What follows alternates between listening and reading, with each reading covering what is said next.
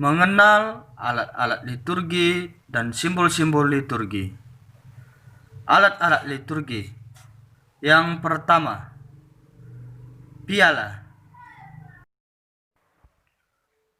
Piala adalah cawan yang menjadi tempat anggur untuk dikonsekrasikan, di mana sesudah konsekrasi menjadi tempat untuk darah Maha Suci Kristus. Piala melambangkan cawan yang dipergunakan Tuhan kita kepada perjamuan malam terakhir, di mana Ia untuk pertama kalinya mempersembahkan darahnya. Yang kedua, purifikatorium. Purifikatorium adalah sehelai kain berwarna putih berbentuk segi empat untuk membersihkan piala, sibori, dan patena. Sesudah dipergunakan, purifikatorium dilipat tiga memanjang, diletakkan di atas piala. Yang ketiga, patena. Patena adalah alat liturgi yang dirancang untuk tempat roti pemimpin perayaan Ekaristi. Aslinya patena adalah sebuah piring. Yang keempat, palla. Palla adalah kain lenan putih yang keras dan kaku, seperti papan berbentuk bujur sangkar, dipergunakan untuk menutupi piala. Yang kelima, corporale. Corporale adalah sehelai kain dengan putih berbentuk bujur sangkar dengan gambar salib kecil di tengahnya dalam perayaan Ekaristi. Imam membentangkan corporale di atas altar sebagai alas untuk bejana-bejana suci, roti, dan anggur. Yang keenam, ampul. Ampul adalah dua bejana yang dibuat dari kaca atau logam.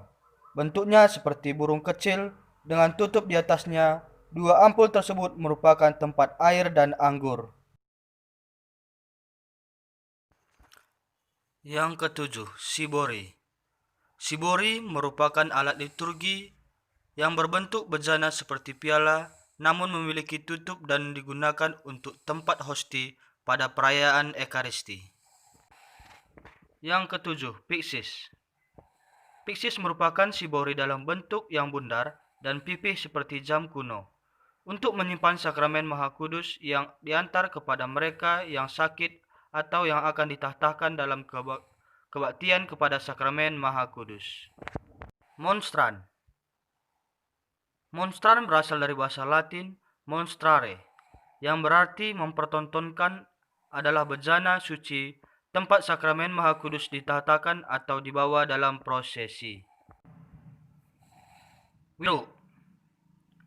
Wiruk adalah bejana tempat menyimpan serbuk dupa. Dupa adalah getah yang harum dan rempah-rempah yang diambil dari tanaman-tanaman, biasanya dibakar dengan campuran tambahan guna menjadikan asapnya lebih tebal dan aromanya lebih harum. Hisop.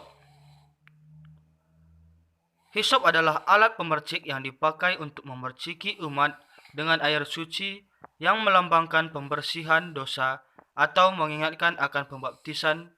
Biasanya juga digunakan untuk memerciki benda. Sakramentarium. Sakramentarium atau buku misa adalah buku pegangan imam pada waktu memimpin perayaan Ekaristi, berisi doa-doa dan tata perayaan Ekaristi. Selanjutnya kita masuk ke dalam simbol-simbol liturgi. Minyak. Minyak dalam gereja Katolik umumnya dibuat dari minyak pohon zaitun.